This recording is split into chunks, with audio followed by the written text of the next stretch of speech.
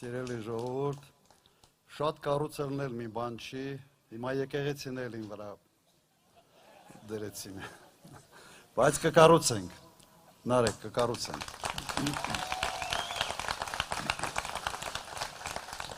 Ժողովուրդ ջան, ես կառաջարկեի մի փոքր մտավոր վարժանք մենք կատարենք եւ պատկերացնենք, թե մենք 21 թվականի մայիս ամիսն է, ամսում ենք գտնվում։ Գնում է քարոզարշավ եւ Նիկոլ Փաշինյանը ասում է հետեւյալը. ժողովուրդ ջան, ձեզ սիրում եմ, սրտիկներ, աջ, ձախ, ես անպայման մտավոր վարժանք է, ես չեմ ասում։ Անելու եմ ամեն ինչ, որ տրանսպորտը էժանանա, անելու եմ ամեն ինչ, որ աղբահանման գները էժանանան, անելու եմ կամ հակառակը, հանգանան, անելու եմ ամեն ինչ, որ ձեր գույքահարկը այնքան թանկանա, որ դուք վարձով ապրեք սեփական տներում, ժողովուրդ ջան, այդքան ձեզ սիրում եմ։ Անելու եմ ամեն ինչ գիշեր-ցերեկ, որ Արցախը հանձնենք, որ եռաբլուրը եռապատկենք։ Ու պատկերացնում եք, հետո ինքը հաղթում է եւ ձևավորում է մեծամասնություն խորհրդարանում։ Հնարավոր է դա ընդհանրապես պատկերացնել։ Այս մարդիկ, այս քաղաքական թիմը, քաղաքական խարդախներ են, խաբել են մեր ժողովրդին, ասել են մեկ բան, արել են ճիշտ հակառակը, բերել են ավերություններ, զոհեր, ընդհանրապես արել են ամեն ինչ ցույց տալու համար, որ իրենց խոսքը ունի զրոյական արժեք։ Հիմա պատրաստ ենք մենք նույն մարդկանց մի անգամ էլ մարդկանց համար քվեարկել։ Ոչ, մերժում ենք դա։ Շնորհակալություն, հասկացանք։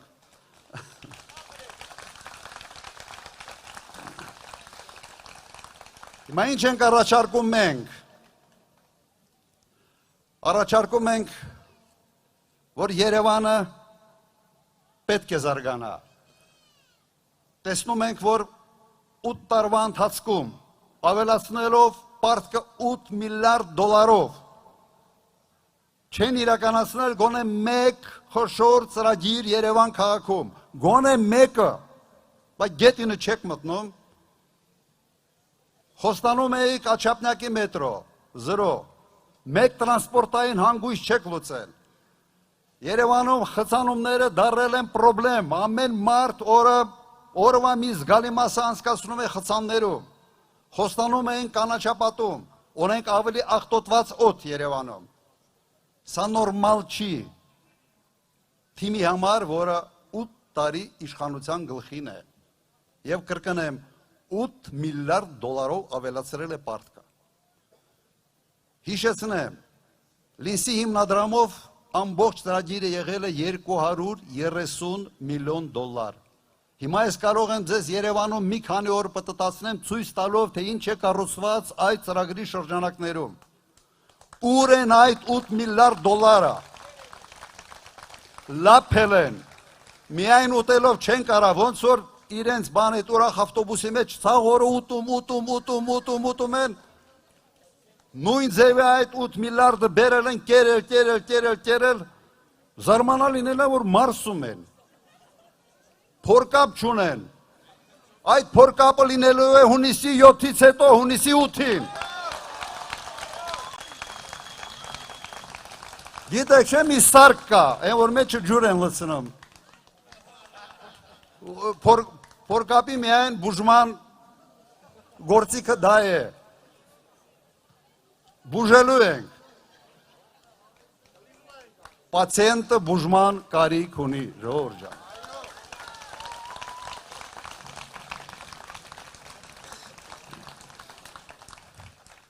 Հիմա մի քանի խոսք անվտանգության հարցերի վերաբերյալ։ Մեր անվտանգության մոդելը շատ պարզ է։ Մենք ասում ենք հետևյալը. երկիրը պետք է ունենա մրցունակ բանակ, ուժեղ առաջնորդ, հզոր դաշնակից։ Հասկանալի է, չէ՞։ Եվ այս երեք բաղադրիչը իրար հետ փոխկապակցված են։ Չի կարող երկիրը ունենալ մարտունակ, ժամանակակից բանակ, եթե չունի ուժեղ առաջնորդ։ Չի կարող երկիրը ունենալ հզոր դաշնակից, եթե չունի ուժեղ առաջնորդ եւ մարտունակ բանակ։ Հակառակ դեպքում դու ես պետք։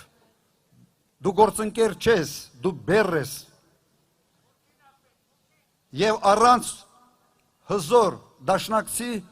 դժվար է ապահովել ամբողջական անվտանգությունը, որովհետև դու կարող ես հակադրվել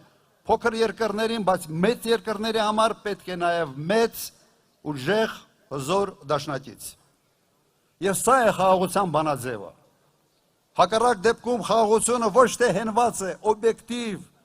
օբյեկտիվ հանգամանքների վրա, այլ մեկ մարդու քո հակառակորդի բարի կամքի վրա։ Լավ առաստեսավ, թե վատ երաստեսավ։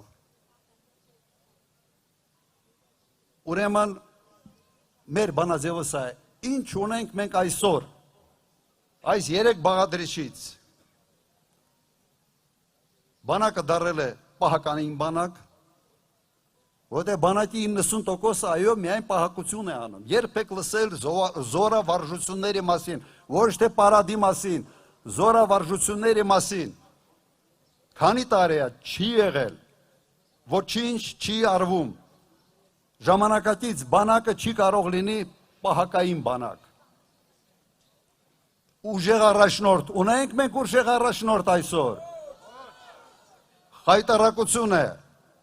Խայտարակություն է կզած, ծնգած, երկիրը խայտարակող, հարբեցող։ Եվ վերջապես երրորդ կոմպոնենտը, հզոր դաշնակիցը, ամեն օր հետևողական քայլելով փչացնում են հարաբերությունները այդ դաշնակցի հետ։ Ինչի համար։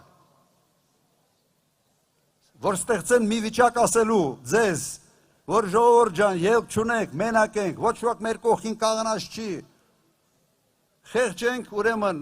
պետք է ենթարկվենք բոլոր պահանջներին։ Ուրիշ բացատրություն այս ամենը չունի։ Միայն թշնամին է կարող առաջնորդել երկիրը այս տարբերակով։ Մենք սա մերժում ենք։ Եվ եթե դուք համաձայն եք իմ հետ, ուրեմն բոլորս միասին,